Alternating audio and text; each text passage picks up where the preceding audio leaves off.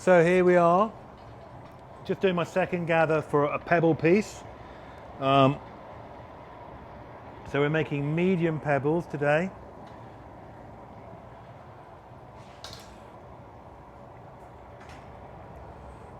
So there's my gather. I'm going to roll it in the cocaine over here. That's just my little homage to our XMP, as I keep saying. It's actually white powdered glass, but you don't need to know that. And then what we're going to do with this piece is we're going to put a black trail on it, so the black trail is in the pan next to it. So Rebs is going to make a small gather, cover it in black powder, ready for the trail. So I've got to cover this with 2 coats of white powder. Just ironing it back on center here.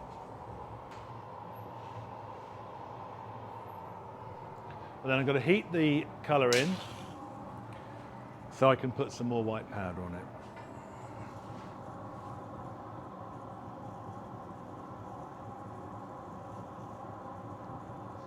So I'm turning the iron anti-clockwise here because I know when I roll it in the colour I tend to turn clockwise. So you can see it's now hot again. So again I just try and get the colour on as evenly as I can do. So much like me, Rebs is getting 2 coatings of black on her little gatherer glass. So we're working opposites. So she's at the moment in the glory hole, getting her colour trail hot, while I'm putting colour on here. And then once I've finished getting colour on, she'll come out the glory hole and I'll be in here.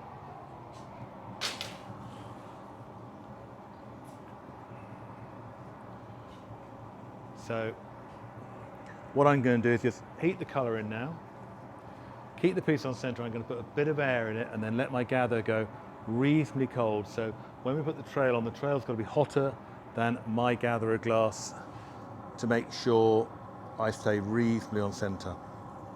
So I've got this nice and hot. Back to the chair. So the slight orange glow in this is only the heat of the glass all the time. Pad of wet paper and just centre that up. And now I'm going to put some air in. So I've blown down the arm, my thumb's over the end, air expands when it gets hot, so you can see that growing there. So once you cover this with a powdered glass, you can't quite see where the end of the iron is, so it's a good way of checking that. So Rebs is now getting ready with the trail. So Laura, you probably need to stand there. So here comes the trail. We're going to start on the iron, gently pull it off, twist my piece back round. So we've got 3 lines going round the piece, then back to the middle, and then we put a trail around there and just finish it off at the bottom like that, cut it off. Spot on. So now I'm going to heat those in. So you can see at the moment they're proud, they're best trail yet, Rebs. So now I'm going to heat that up. You can see they're proud of the piece. So I've got some chips of colour laid out on the other marver over there, which I'm going to just dab this into to give our extra colour on.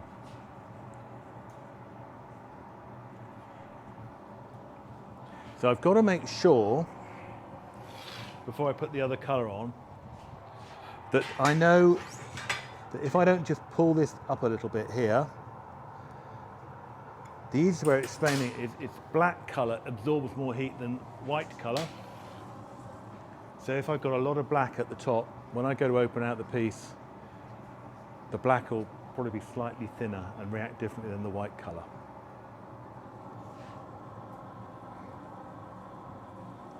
So this is going to be the last video for a couple of weeks because my videographer Laura is going off to Borneo next week.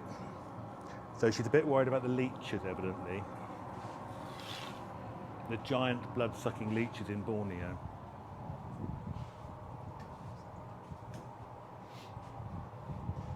Thank you, Sharon.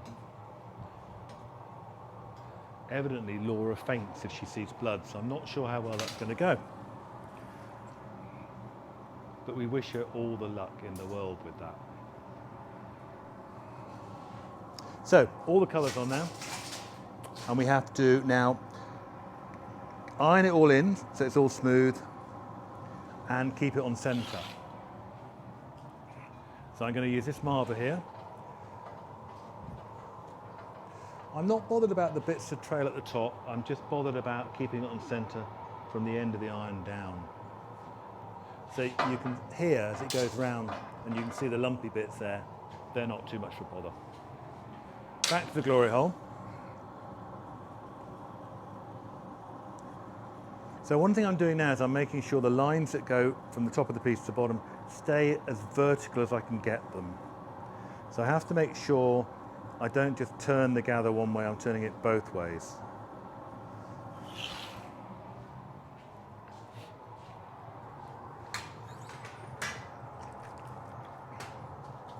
So all the decoration's on now, so now I can concentrate on the blowing. So when you blow glass, a vast amount of the time is spent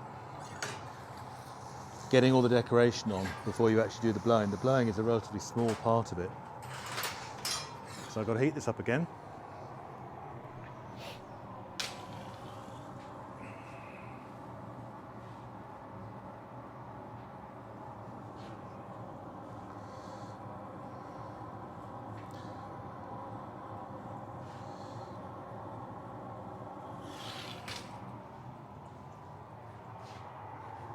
Going to hang it down a little bit, pick up my jacks,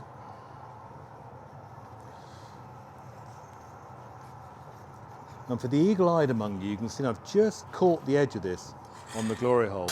But this one is going to be sandblasted, so as long as I don't really touch that bit of glass too much, we'll be all right. And most of it will rub off anyway, which it has now.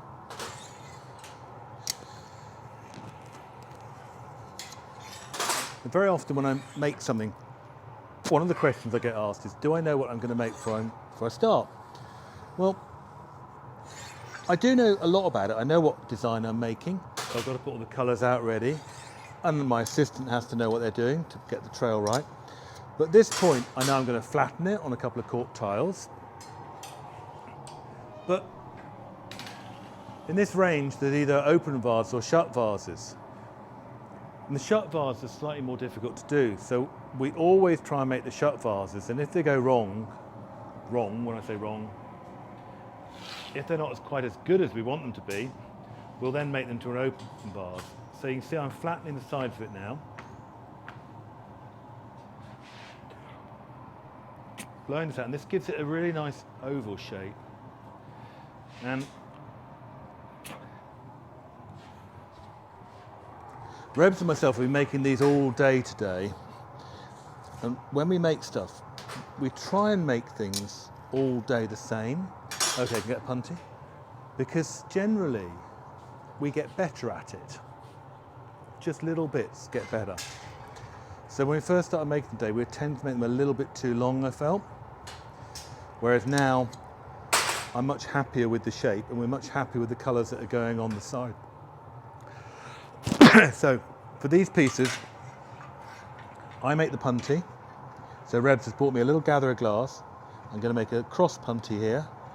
And I'm going to pass that back. Rebs just flicks a bit of glass down the chair to me, goes round, and then I've got to attach the punty to the middle of my piece. So that iron has to be on the same axis as the blowing iron. Take a wet file.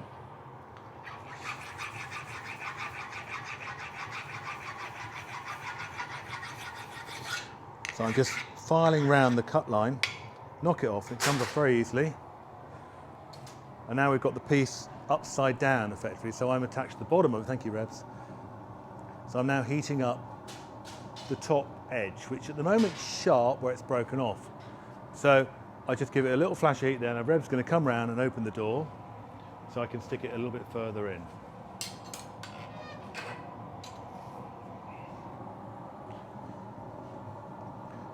So then all we've got to do is just get the top of it hot, to smooth it off, check that everything's all right, and then it has to go away to cool down slowly. So you can see it's half the time it's putting the colour on, at least for these pieces. So you can see the top edge is just slightly orange.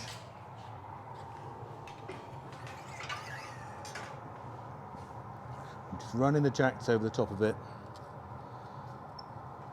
And there we go. That's our pebble piece finished. And that has to go away to cool down slowly. So it'll knock off here really easily. Yeah, so what we do is we have a knife. It's my old sheath knife from when I was a scout. I do like to repurpose everything. So I'm just going around the punty here and then it'll just come off. So it's not attached very well at all. Got a pair of gloves here. So I'm just going to flash some heat on them.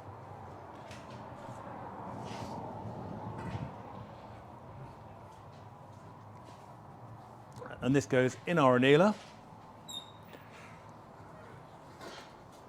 Like that. It's just going on a little tray that we'll push back. There we go. Thank you for watching.